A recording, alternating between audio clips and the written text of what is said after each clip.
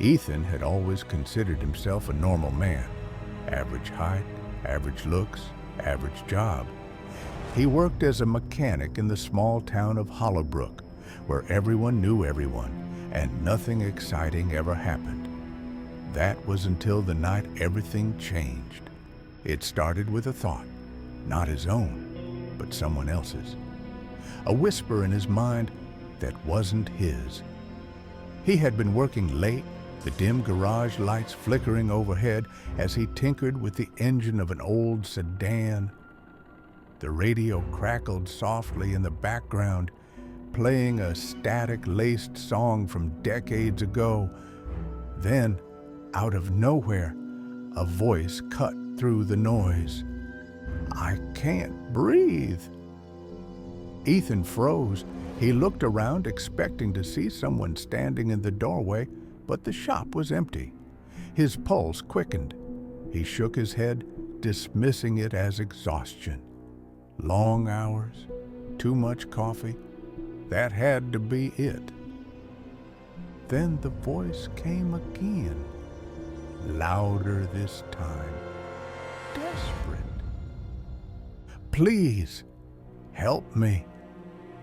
His hands trembled. He turned off the radio, plunging the garage into silence. The voice was still there, echoing in his mind, raw with fear. He pressed his fingers to his temples, trying to block it out, but it was useless. The voice wasn't coming from outside. It was inside him. And then it stopped. Just like that. 1 second, the desperate plea filled his head, and the next, it vanished. But the silence that followed was worse. It was heavy, unnatural, as if the world itself was holding its breath. Ethan stood frozen, his breath shallow. He didn't know how long he remained like that before the phone rang, shattering the stillness.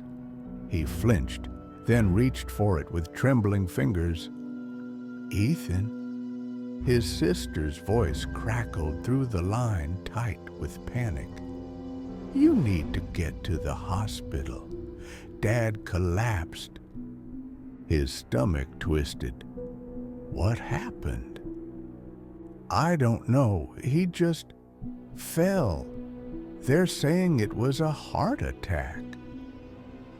Ethan barely remembered grabbing his coat and keys. He drove faster than he should have, the road blurring past him as his mind replayed the voice he had heard. "I can't breathe." When he arrived at the hospital, the worst had already happened. His father was gone.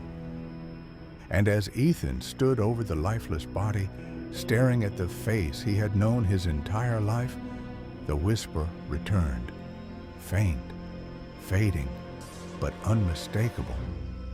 "I'm sorry, son." Then, silence. At first, Ethan convinced himself it had been a coincidence, a cruel trick of grief and exhaustion. But the voices didn't stop. They came without warning, uninvited and relentless, slipping into his mind like whispers in the dark. It started with small things.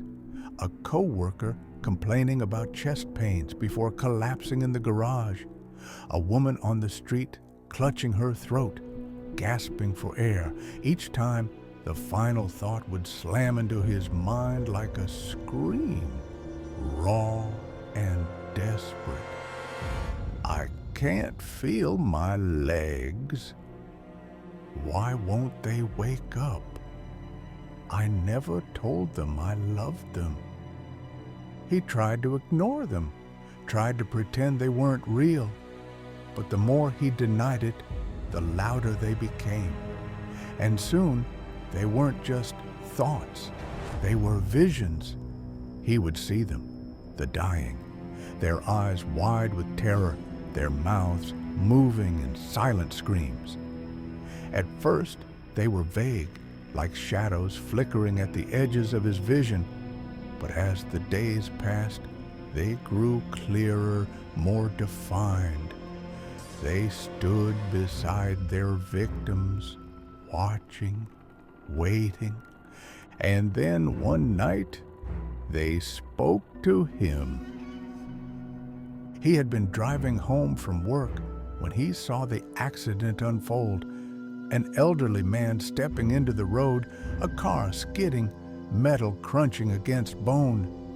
Ethan slammed on his brakes, heart pounding, but before the impact, the man's final thought exploded into his mind. Not like this. The man hit the pavement with a sickening thud. Ethan stumbled out of his car, shaking, his breath coming in ragged gasps. But before he could reach the body, he saw them, the figures. They stood around the man's broken form, their faces pale, their eyes hollow. They weren't ghosts, not exactly, more like echoes, remnants of something unseen. One of them turned to Ethan, tilting its head. "You can hear us, can't you?" Ethan staggered back, his pulse hammering in his ears. He wanted to run, to deny what he was seeing, but the figure stepped closer, its voice a whisper that slithered into his mind. "We've been waiting for you." The world tilted. The sky above seemed to stretch, the stars blinking out one by one. The air grew thick, suffocating, as if something vast and unseen was pressing down on him. And then, just as suddenly as they had appeared, the figures vanished. Ethan fell to his knees, gasping for breath. The dead man lay motionless on the pavement. Sirens wailed in the distance, but the whisper remained, curling around his thoughts like smoke. "We're coming for you." Ethan couldn't sleep. Every time he closed his eyes, the whispers returned, echoes of the dying, voices that clawed at the edges of his mind. He had tried to convince himself it was just stress, grief, some kind of hallucination brought on by trauma. But the visions wouldn't stop. The figures were real, and they were watching him. Desperate for answers, he turned to the only person he thought might have them, Dr. Evelyn Carter, a psychologist who specialized in near-death experiences and paranormal phenomena. He had read an article about her years ago, something about people who claimed to hear voices before death. At the time, he had dismissed it as pseudoscience. Now, he had no choice. The office was dimly lit, the air thick with the scent of lavender and old paper. Dr. Carter sat across from him, her sharp eyes studying his face as he explained everything. The first voice, the accident, the figures that appeared before death. When he finished, she leaned back in her chair, her fingers steepled. "You're not the first to come to me with this," she said quietly, "but you might be the first to survive it." Ethan's breath hitched. Survive what? She hesitated, then reached into her desk drawer and pulled out a worn leather journal. "There's an old legend in Hollowbrook," she explained, "a story passed down through generations. It speaks of something called the Silent Choir, a group of entities that feed on the final thoughts of the dying. They don't kill, but they follow death like scavengers, drawn to the moment of passing." She flipped through the pages, revealing sketches of shadowy figures, their faces blurred. Some believe they're the remnants of lost souls, trapped between life and death. Others think there's something far worse. Ethan swallowed hard. If they don't kill, then why do they appear before someone dies? Dr. Carter's expression darkened.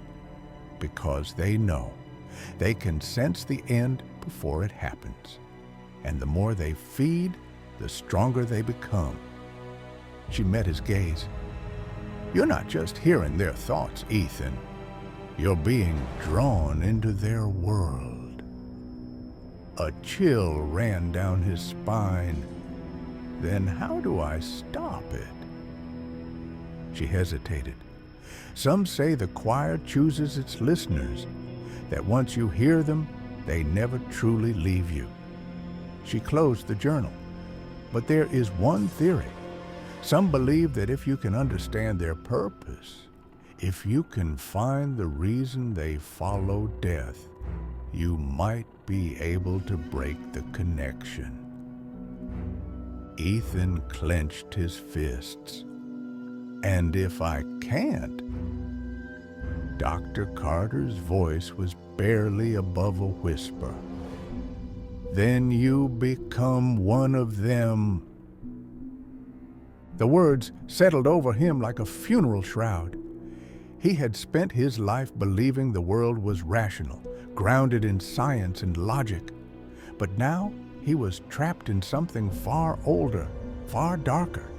And the choir was getting louder. Ethan tried to follow Dr. Carter's advice, tried to understand the choir's purpose.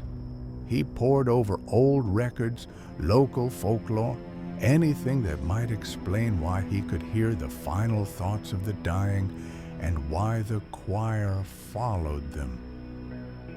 But the deeper he dug, the more terrifying the truth became. The legend of the silent choir wasn't just a story. It was real, and it had been feeding on Hollowbrook for centuries. Old Town records spoke of unexplained deaths, people who had collapsed without warning, their faces frozen in expressions of pure terror. Some had written strange last words, phrases that made no sense at the time, but now sent a chill down Ethan's spine. They're here. They found me. I hear them too. Ethan wasn't the first. He was just the latest. And the choir was growing stronger. At first, the whispers came only when death was near, but now they followed him everywhere. He would be walking down the street and hear a frantic cry in his mind, only to turn and see someone clutching their chest, collapsing moments later. He would be alone in his apartment and feel the presence of something watching him, waiting. The figures were no longer just at the moment of death. They were appearing before. One night, as he sat in his dimly lit living room, the air around him shifted. The temperature dropped, and the silence stretched too long. Then a whisper curled through his mind. You hear us now. Ethan turned sharply, his pulse hammering. Standing in the corner of the room was one of the figures, a tall, emaciated thing with hollow eyes and a mouth that never moved. It wasn't alone. More of them gathered in the shadows, their forms shifting like smoke. He backed away, his breath coming in short gasps. What do you want? The figure tilted its head. We are the silence before the end. We listen. Ethan's hands trembled. Why me? Why can I hear you? The figure took a step forward, and the others followed. The air grew heavier, pressing down on him like a weight he couldn't shake. "Because you are ready." Then the whispers surged. A cacophony of voices flooded his mind, overlapping, screaming, pleading. They were the final thoughts of the dying. Hundreds, thousands of voices trapped in an endless loop. "I don't want to die. Help me. I'm sorry. I'm not ready." Ethan clutched his head, staggering backward. The voices were too much, too loud, too real. And then the figure reached out. Its fingers were long, skeletal, and when it touched his forehead, the world shattered around him. He was no longer in his apartment. He was somewhere else, somewhere cold, dark, and endless. The sky above was a swirling void, and below him, a vast abyss stretched into infinity. The choir surrounded him, their hollow eyes fixed on him. And then he saw them, the lost. Hundreds of people, some recent, some long gone, standing in the darkness, their faces twisted in fear. They were trapped, caught between life and death, their final thoughts echoing endlessly. The figure beside him whispered again, "You will join us soon." The abyss opened beneath him, and Ethan screamed. Ethan woke up gasping, his body drenched in sweat, the echo of the abyss still ringing in his ears. He was back in his apartment, the cold air pressing down on him like a heavy fog. The figures were gone, but the whispers remained, faint, distant, but always present. He knew now. The choir wasn't just listening to death. They were feeding on it, drawing strength from the final moments of every dying soul. And they had chosen him, not just to hear them, but to become one of them. He couldn't let that happen. Determined to break the cycle, Ethan returned to Dr. Carter's office.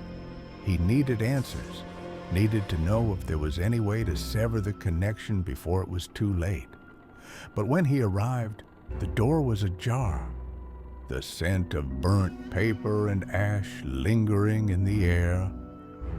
Inside, the office was in ruins.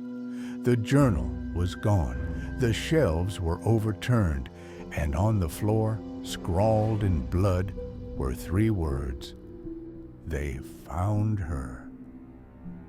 Ethan staggered back, his pulse hammering in his throat. The choir had taken her. Had she been listening too? Had she known more than she had told him? He had to keep going. He returned to the town archives, searching for anything else, anything that might explain how to fight back.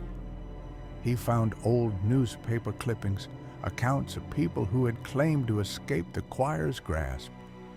Most had gone mad. Some had vanished. But one story stood out. A man who had supposedly drowned in the river, yet his final words had been clear. "I made them listen." Ethan's breath caught. What if the choir wasn't just feeding on death? What if they needed to be heard? He rushed to the riverbank, where the water flowed dark and silent under the moonlight. He closed his eyes and let the whispers fill his mind. "I hear you," he thought, pushing the words into the void. I understand. The air shifted. The whispers grew louder, more insistent. And then the figures appeared. They surrounded him, their hollow eyes locked onto his, their forms flickering like smoke in the wind. You are one of us. Ethan took a deep breath. Number, I'm done listening. He stepped forward into the water. The choir screamed. And then silence. When he opened his eyes, he was alone. The choir was gone. But as he walked away, he realized something had changed. He could still hear the voices, but now they were his. Ethan walked through the quiet streets of Hollowbrook, the early morning mist curling around his feet like ghostly fingers. The town was waking up, cars starting, lights flickering on in windows, the distant hum of life beginning anew. But to Ethan, it all felt distant, muted, as if he was watching the world through a veil of glass. The choir was gone, or at least they weren't following him anymore. The whispers had faded, leaving behind only silence, and yet he could still feel them, a presence lingering just beyond the edge of his perception, waiting. He had made them listen. He had forced them to hear him, to acknowledge him as something more than a passive observer. And in doing so, he had severed the bond that had tethered him to them. But at what cost? He reached the bridge where the river curved past the town, the same place where the man had drowned years ago, the man whose final words had given Ethan the answer. He stared into the dark water, watching his reflection ripple with the current. And then he saw it. His reflection wasn't alone. Behind him, standing just outside the frame, was a figure, pale, hollow-eyed, watching him. Not the choir, not one of the lost souls trapped between life and death. This one was different. It was him. Ethan turned sharply, but the street behind him was empty. No one was there. When he looked back into the water, the figure was gone. He exhaled slowly, his breath visible in the cold morning air. The choir had left him, but something else had taken its place. He could still hear the voices, not the dying, not the lost, but his own. A whisper curled through his mind, soft and familiar. You're not free. And this time, the voice sounded exactly like him.